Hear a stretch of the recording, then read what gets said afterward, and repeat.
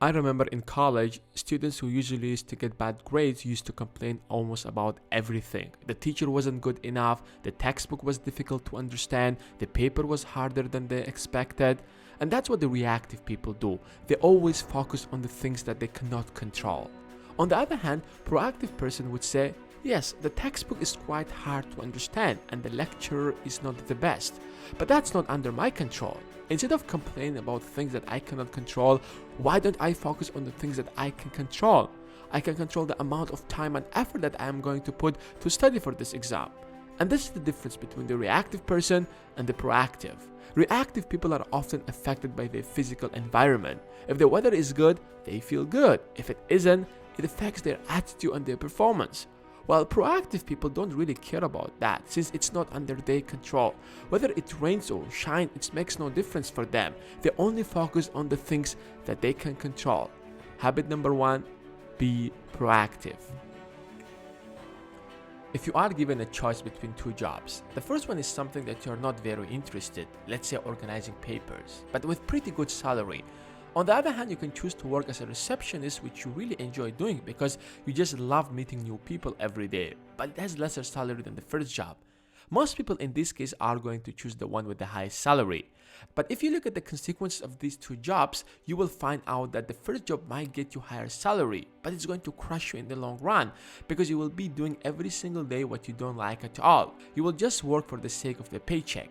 On the other hand, if you choose the second job, which you really like, although that has lesser salary, but you will enjoy your life because you will be doing every single day what you really like. And if you do what you enjoy, you will be getting better and better at it, and eventually you will end up with much higher salary than the first job. That's why begin with the end in mind. And the most important end you have to think is the end of your life. How do you want to be remembered? Well, if you want to be remembered as an honest, good man who was kind and generous to people, then you have to ask yourself whether your actions today will make you be remembered like that tomorrow. So habit number 2, begin with the end in mind. If you ask any student, what's the most important thing in your life now? Not a single student probably will tell you, checking my Facebook, or spend more time hanging out, or even watching TV. Almost everyone will say that getting my degree or improving my grades is the most important thing for me at this moment because I want to find a good job later on once I graduate. Then why most people spend more time hanging out with friends and checking their Facebook rather than spend more time studying? So ask yourself this question. Are you really spending more time on what's more important in your life?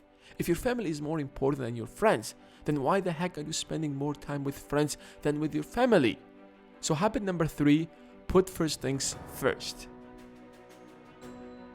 Now let's say, for the sake of example, I have a shop and I sell juices, and you have a shop also selling juices just beside me.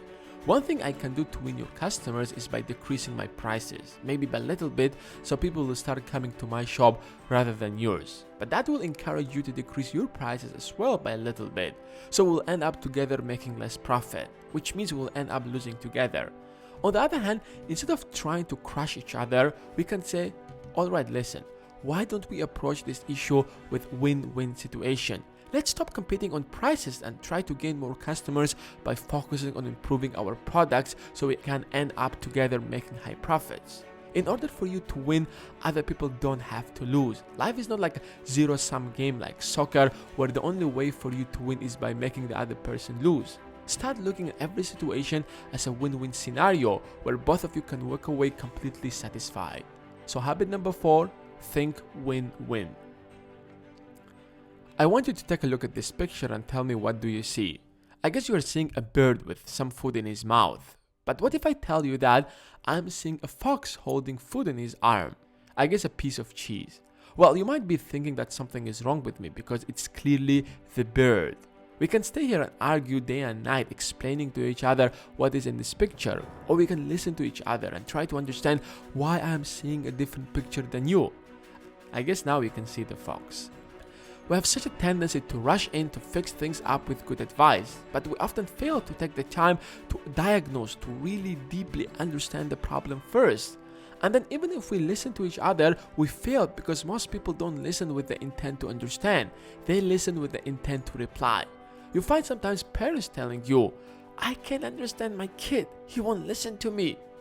But I guess in order to understand your kid, you have to listen to him, not him listening to you. Habit number 5, seek to understand, then to be understood.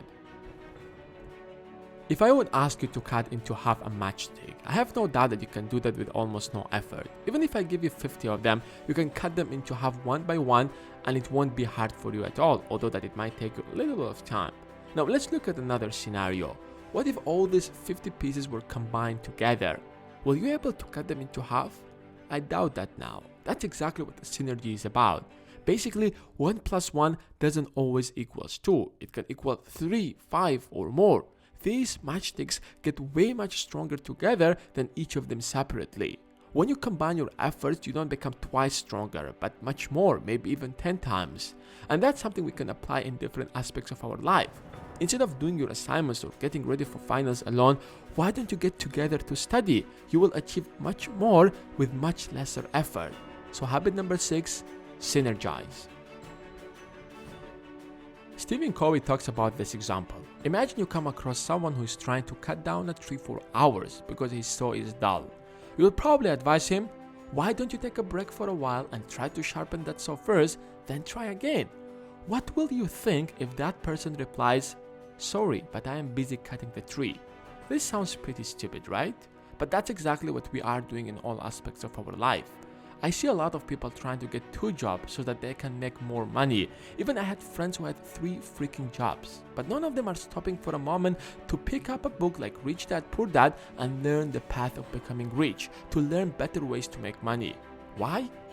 Because they are too busy working, they are too busy in their job. Exactly like the guy who tried to cut down the tree with a dull saw. So the last habit is sharpen the saw. And these are the 7 habits of highly effective people by Stephen Covey. Thanks guys for watching. If you like this video, give it a thumbs up, and if you want to see more of these kind of videos, be sure to subscribe, and I will see you guys in the next one.